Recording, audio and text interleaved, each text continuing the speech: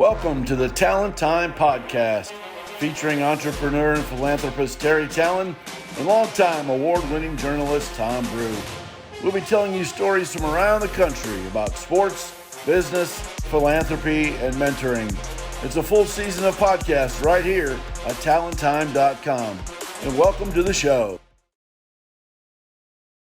All right, welcome back to The Graduate here in Bloomington with Terry Tallen. And, one of the joys, Terry, of doing this series of podcasts that we're about to embark on is, we're going to be able to talk a lot about sports and business and education and philanthropy and mentoring. And obviously, we enjoyed our day at the football stadium yesterday and the Terry Tallen Complex, getting the tour of that. But it's always great to be back in Bloomington. Both of us as IU class of 1980 graduates, we always enjoy being back. So it's great to be here, and certainly great to be able to chat with you today. And I think one of the things that we're looking forward to today is, you've obviously in your lifetime had a great football career at Indiana, had a great business career, and one of the things that's always appreciative from my end, to see all you do is how much you give back to, and I know even more from, it's not just a financial thing, it's more of a people thing for you too, which is really important. And you've made it sort of a cause of yourself, in regards to mentoring fellow IU football players and athletes and such, and I know that really means a lot to you. It sure does, Tom. And I think that, there's the idea of giving something back, but also paying it forward. And we hear that term paying it forward quite a bit. And it's important. And one of the things as we start this, that we say to these young men and women that we mentor is it's I don't want anything. I don't want anything back. And you get such joy out of doing something for someone when you don't want anything in return. Except one thing, is I want them to do it for someone else. Right. And when someone else thanks them, they want them to say, "You're welcome. Somebody did it for me once. Now I want you to do it for someone else." And I'm not even sure why, because when I was building my career, I was very aggressive. I worked very hard. Probably selfish.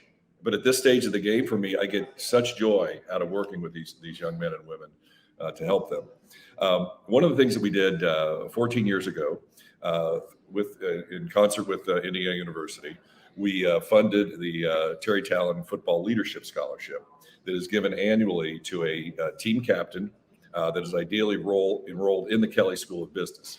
Now, every year we don't always get a football captain that's enrolled in the Kelley School of Business, but we're motivating more the football captains and the potential captains to get into Kelley. So this will be our 14th year. As you know, from our Mike and Micah podcast last year, I was delighted when they gave the scholarship to Micah McFadden. He was the perfect example of what we wanted and what we look for in that type of a young man, young student athlete. We currently, very proud, we have three men in the NFL now. Nice. Dan Feeney, Wes Martin, and Nick Westbrook-Akini. Nick had a heck of a season last year, and sure did. He's really doing a terrific job making his way in the NFL, and I'm sure Micah will be watching Micah on Sunday afternoons as well. No question about that. Last fall with our Mike and Micah podcast that we did live from Yogi's Restaurant, and every weekend, every Tuesday was awesome, and that was sort of the first opportunity for players to do that. And Micah just fit that role perfectly. He was a pleasure to be around, and of course he's a Tampa kid too, and we've got our similar Florida roots, and it was nice. Sure do. It was nice to have him as part of that, because especially the way Indiana's football season played out last year, where it wasn't what anybody had hoped. Micah stood up there every week, every other week when he had to answer his questions, and was incredibly entertaining and brutally honest about what was going on. And it was just great entertainment. And for the first time for Indiana fans, to be able to see players up close like that for 30 minutes, every week. They're used to seeing 1 minute slide after a game, and to basically sit and talk with guys for 30 minutes was great. And so Micah having his name on your scholarship was certainly great. And I didn't realize, it was 14 years now. It's been that long. I didn't realize it was. So do you remember the first one, and do you remember how all of that got started? Well, the way it got started, I came back and I had a meeting with, Harold Morrow, who was one of the great coaches here at Indiana. He was one of my mentors and one of my best friends. In fact, we're going to have dinner together on Friday. Dave Martin, you remember the great varsity club leader. Scott Dolson and a few others of us got together and had dinner. And I said, we've got to do something to get more scholarships or better subsidize the kids and better, create a fund if we can to have people give back, but also name these scholarships. Because I saw it initially as a way to say, okay, maybe there's someone that's an offensive tackle. They want the offensive tackle scholarship. There's someone that might have been an academic All-American, and they could do a branded scholarship. And for me, the big thing was about leadership. Leadership is extremely important. I've enjoyed being a leader on the field, off the field, and through my business. I was very fortunate to have had some captains before me that I thought were great leaders. Here at Indiana, we had Tim McVeigh, great example of a leader. Joe Norman, great example of a leader. One of my best friends and roommates, Tim Clifford. Tim and I were captains twice, and we were, I believe, the only two captains of back-to-back winning football teams in the history of Indiana. True, yeah. The history of Indiana University. So, in those examples, and actually an example from a guy from my high school at Hamilton Baden High School in Hamilton, Ohio, is a fellow by the name of Doug Becker that was a middle linebacker at Notre Dame and won a national championship there. Yeah. Doug was about 4 years older than me, and I remember when I was a young freshman in high school, and they were running laps around the field, and Doug would run and everybody would follow him. Uh-huh. Nobody said anything. He never tried to run faster than them, but they followed that lead. So it was an idea of providing leadership, and I thought the size of the scholarship was kind of a bite-sized scholarship. So the deal that we made with the university, which the program that they instituted, was if you would fund $50,000, they would fund another $50,000, and then so it's $100,000 scholarship, which the donor gives half, the school gives the other half. They put that in a fund, and then the proceeds from that go to the interest on that goes to fund the scholarships. That didn't take off the way that I'd hoped, because I thought, well, my God, we'll get 25 guys, and then 25 guys and $100,000. We've got $2.5 million, that type of thing. But for whatever reason, we didn't get the rest of the people to do it. There were some other scholarships that have been endowed, so maybe that'll be something now with promoting this and talking about it. Might happen. Yeah, that's certainly, I think, a lot of people don't really know behind the scenes as to how all of that works. That's part one of our Tallen Time podcast for the week, and we have some words from some of our sponsors. We'll be back right after that. Welcome to the Newcomb family. My name is Jim Poole. I'm the president and CEO of Solace Life Sciences, the neuroscience company that makes Newcomb. And what is it? It's simply a technology that when you're feeling stressed or you're not sleeping well, whatever it is that life brings you, Newcomb is a tool that predictably, safely, and reliably is going to take good care of you. Find a comfortable place. Put the disc on, eye mask, choose your track. You're going to lie down. What's going to happen? Your mind's going to wander. But here's how you'll know Newcomb's working. You'll begin to feel your body separate from your mind. Your mind's going to wander, and your body's going to feel heavy, and your respiration's going to slow down. And you're going to go somewhere where your mind just wanders and your body heals. And then at some point, you just kind of come to. Simply take off the eye mask, stop the track, take the disc off, and off you go.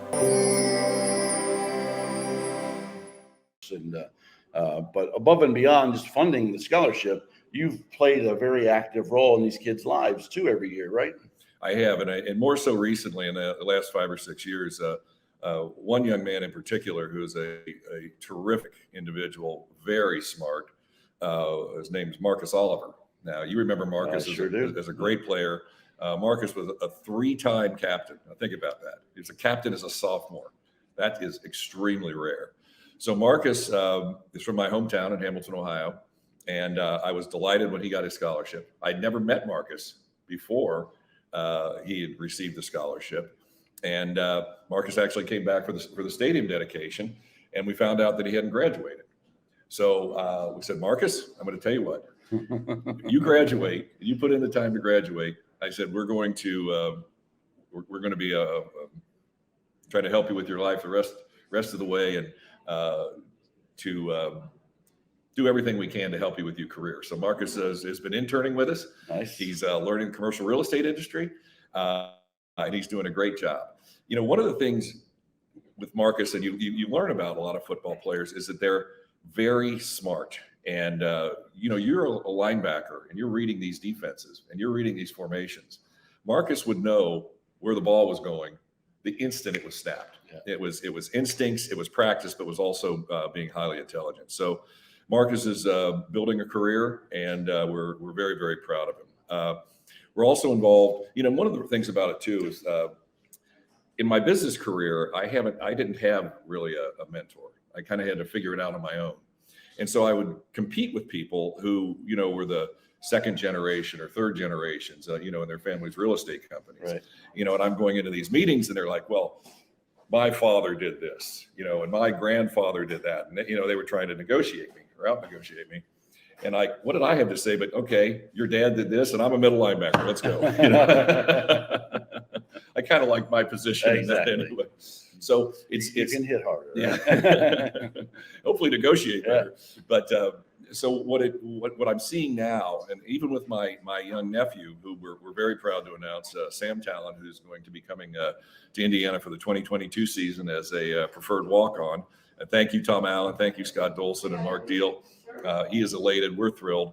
But it's the opportunity with Marcus, with Micah, with Mitchell Page is another one who's, probably the greatest initial walk-on that we ever had at Indiana University. He and Eric DeBoer were, I think, the two greatest walk-ons that I recall. But what we're doing is we're helping these young men in their business careers and saying, look out for this, try this, learn this. What is the path? And we've been doing that also with some people at the Kelley School of Business and Real Estate to help football players and some non-football players, but to put them on the right career path and get them in the right type of classes. How do you present yourself professionally? Because they're really learning how to be a professional here at Indiana because of the process that you have to be as a student athlete. It's a professional situation where you're not a pro in the sense you're being paid. Well, with the NIL, I guess some guys are being paid now, but it's really how you go about your business. So we're trying to give them, the fundamentals, things to look out for, and the things to look forward to. We also try to teach them and remind them it's not what you have to do, it's what you get to do. Right. So the hard work, huge difference. Yeah, huge difference. The hard work isn't hard if it's what you get to do. So we try to put these layers in when, someone's 19, 20, 21, 22, those types of things to give them a little bit of a head start. So it's mentoring, and it's very enjoyable to me. Sure. Very rewarding. It makes a world of difference. Obviously, my time here at Indiana, I was part of the Ernie Pyle Hall program and School of Journalism program in the 70s and graduated in 1980. And, that's certainly one of the most recognized undergraduate journalism programs in the country. Yeah. And what was great about that for me during that time was much like you said, is that school did a tremendous job of preparing me to go to work. Like everything that I needed to do to be a top flight journalist, the day I started my first job at the St. Petersburg Times in Florida, I was well prepared to do that because I had already had 4 years of great training in college. And I think from a business standpoint, I think that's certainly something, obviously the Kelley School of Business, very well respected as well, but I think they've continued to grow and mature all of their programs in the last couple of decades too, to really be more focused on that, so that when someone leaves and graduates, they are ready to hit the ground running in their career right from day one. Yeah, absolutely. A great example of that, on Monday, we went to a private equity class, and the private equity class was I think it's maybe the second year that they're doing it. They're creating potentially a private equity fund, and to have that type of an education, they didn't have anything like that when I was here. We had through the great Professor Emeritus Jeff Fisher, who created the real estate program at Indiana. We had more of the appraisals, evaluations, real estate fundamentals. But now, Indiana is a real estate school run by Doug McCoy, who was one of our teammates and was the protege of Dr. Fisher. He's put together a program where everyone is Argus trained. Argus trained means you have a rigorous financial model that everyone has to know inside and out. So they come out with this basically basic skill of being an analyst. So because of those fundamental skills, they're heavily recruited by New York, out of Chicago, and these kids get great jobs in finance right off the bat. So the programs here at Indiana are actually second to none. I will say, though, the University of San Diego, which I'm also on the real estate board of, has a terrific program under the leadership of Staff Karras. And that program, they do it a little differently, where they really try to match the students' ambitions and aptitudes to a career path. So it's a little more tailor-made. Mm-hmm. They're both terrific programs. USD's won a number of the NAIOP competitions over the years. And it's just a pleasure, at this stage of the game, for me to be involved with these great institutions, these great leaders within the institutions, and then these young men and women that are learning this trade. Absolutely. And that's how it works. That's sort of the whole idea. Like we first talked at the beginning about giving back, but paying it forward. That's how it all works, and going forward from there. And obviously you've seen a lot of success stories already, just as part of that. And then this year too, I guess you're involved with the Kelley School of Business too, on where they're sort of dealing with a specific project of yours. It's going on in Southern Indiana. So it's they're sort of getting a test of real life action as part of their curriculum this semester as well, right? Yeah, that's correct. And we've got a case study coming up on Thursday evening, and we met with some of the students and the professors at Doug McCoy again, and Chris Cockrum here in town, who's an adjunct professor and a terrific real estate professional. And the kids love it because it's in French Lick, Indiana. It's across from what I think is the finest golf course in Indiana and maybe in the Midwest, the Peak Dye course. And we have a 17-acre site there that we're going to develop a residential product on. And for the kids to be able to drive an hour south and see it, to be able to have a project at the nascent stage of it where it's just land. We're not, saying, oh, here's an existing shopping center, or here's an existing office building, but to allow them to be creative and, help us figure out exactly what we want to build there. And one of the interesting things about French Lick, it's in Orange County, Indiana. And Orange County, Indiana doesn't have zoning. And of course, everything in California has layers and layers of zoning. So it's refreshing to be able to do something that it doesn't have any creative constraints. So I think the students are enjoying that, where they can come in and, as we say, cut from whole cloth and say, well, should this be a golf in and golf out? Should it be luxury apartments? Should it be a lodge? And so we're going through that process with them, and it's great fun. How much are you enjoying just being back in Bloomington and having that interaction and exchanging of ideas like that?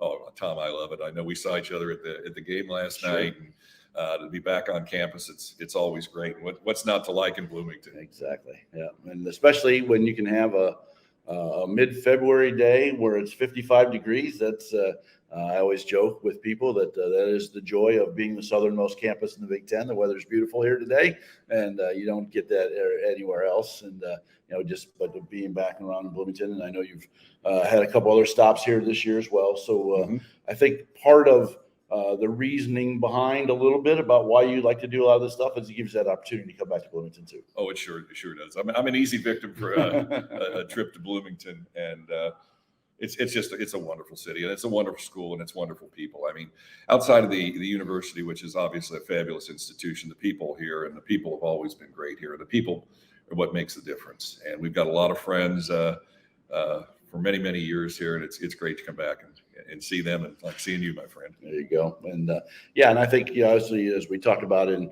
our previous podcast episode about the Terry Tallen football complex that you were such a big part of that came into play a couple of years ago. I think what's nice must be really nice for you too is that when you're here, that you need to see a lot of gratitude from people as well. And I know you felt really good yesterday when several of the players, the current players, sort of thanked you for your role and all that. And even though you haven't played a football game here in more than 40 years, you still feel like you're very much a part of what goes on every day, don't you? Well, I do, and I'm very grateful to Mark Deal for keeping us close, for Tom Allen to letting me hang around and be involved with facilities. And it's great to see these young men and women that appreciate this. And the idea, as we mentioned yesterday, the gift is certainly to help the university, to help with recruiting. Recruiting, as you know, is extremely competitive. You have to have every advantage, and now we have a big advantage with the facilities and all the great things that Scott Dolson and Fred Glass have done with the facility. But to see these young men and women be thankful and to remind them that I want to inspire you. Yes. I want you to be aspirational. I want this to motivate you to do something too, because there was no magic to this other than hard work. Sure. I mean, I didn't come from a wealthy family. I didn't inherit a trust. I wasn't a second generation in any family business. I was able to come to this place and, through with the opportunities that are provided here, through the excellent facilities we have, through the great curriculums that we have here, I was able to write my own script. And so one of the things we talk about, maybe that we'll have a segment on that with some of the young people we'll be bringing on about writing your own script and what does that mean. But this is truly I'm a man. I'm pleased to be able to say that. And I've stood on the shoulders of many great people that have helped me along the way. But this is something I dreamed up, and I was very fortunate that it came together. Sure, and we will explore that in a future podcast as well here too. Just sort of reviewing your professional career because it's been quite the success story. And here they come, and Indiana got to him. Indiana football is back. Hoosier fans, Indiana football tickets are on sale now. Catch the action this fall at Memorial Stadium as head coach Tom Allen leads the Hoosiers into battle against 7 different home opponents this season. Purchase your tickets today for the home opener against the Illinois Fighting Illini on Friday, September 2nd. For more information, visit IUHoosiers.com. Support the Hoosiers in 2022. Go IU. And like you said, you started with nothing. Nothing was handed to you. You had to go earn what you get, and there was always the great thing about that is what I was told in college is that you make the most of what you get, but nothing is handed to you. And I think what you and I both learned about our time at Indiana was that every opportunity that we needed to have presented to us was available if we wanted it. That's absolutely right. And if you wanted to work hard enough to be successful in what you did, you could be successful. There were no barriers when you got to campus at Indiana University. There were no barriers that stopped you from 4 years later going out and accomplishing whatever you wanted. I know that was certainly true for you. It was certainly true for me, that when you come here and you work hard, that all of the tools are here for you to be a success right from day one. And I certainly been grateful for that myself and, my 4-decade career as a journalist, but, same with you. And you very much were ready to hit the ground running when you left here in 1980. No doubt about it. I was very hungry when I came here. I had some very good examples. Lee Corso was a tremendous example. He not only worked very hard, and everyone knows he has a wonderful personality, tremendous amount of energy, very funny, but he's also very tough and he's very smart. He's a very smart man, and he taught me without even trying to teach me basically how to market, how to sell, because he's a natural at it. He's a natural leader. So just by, it's almost osmosis in a sense that I picked up my deal making skills from just watching Lee Corso on how he conducted himself on a deal making on a day-to-day basis. So and I've thanked him for that many, many times. But you can't give Coach Corso a compliment. He won't have it. Exactly. Yep. And one last thing I want to talk to you about today on that is obviously your successes in the business world.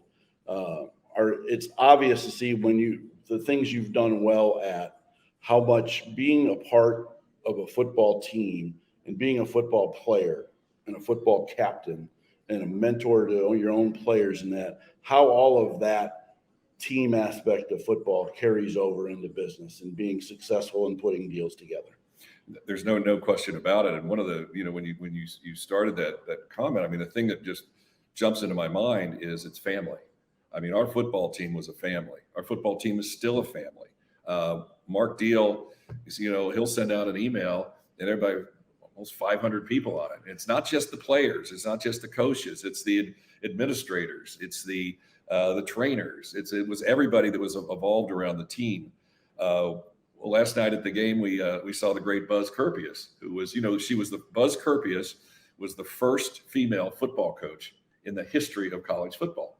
And she came in as a football coach and did the academics and got all of us on the straight and narrow, made sure we had the right tutors when we needed them. Just learning as part of a football team. Oh, and so the thing that we took from that is about the family aspect of it. So my company now, we're a family. We're close. We enjoy each other's company. We enjoy being together. We enjoy working together, and we run it as a family. And I think that's one of the the big advantages that, smaller companies have, or companies that develop a culture. And the term in business is really a culture. So we try to develop a culture. Some of the larger institutional companies don't put a priority on culture. And I think that's where they lose sometimes. Yeah, and certainly 40-something years of involvement with Indiana football. The people who are involved, like you said, are very important. And when we fast forward now to this current group at Indiana, I'm sure you're just absolutely thrilled to have a person like Tom Allen who's running this program these days. Well, I think it was proven up 2 seasons ago that Tom is the best head football coach in college football. I know there's some guys in Alabama and Georgia that might argue with me, but we are so lucky to have Tom Allen here. We're glad that Scott Dolson and he were able to put together a long-term contract. And I think you're going to be very happy with what we see on the field next year. Tom's brought in some great assistant coaches this year, and I think we're in great shape. And we're, knock on wood, we're thrilled that Tom Allen is our head football coach. Yeah, exactly. Yeah. All right. Well, Terry, thanks so much for your time today. We appreciate all you do as a mentor to a lot of these kids, and a lot continues on this year. We'll talk more in a future episode with some of the people who we're going to be involved with in 2022. Some of the best kids in Indiana's football program, and some of the smartest kids who are going to have great professional careers, no matter what they do down the road. And we'll certainly talk about that, in a future episode, and we'll have them involved as well. But once again, thanks for all you do, for not only for Indiana football, but for Indiana University students and the university as a whole. And appreciate you chatting about that today. And we'll look forward to chatting on other topics in future podcast episodes coming up. Absolutely, Tom. Thank you so much. And I look forward to seeing you next week. Great, Terry. Thank you. We'll talk soon.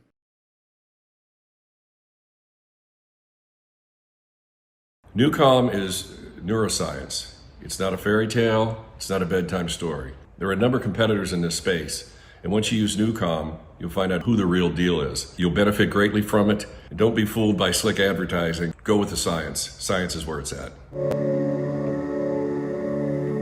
I had 20 minutes of absolute escapism, peace.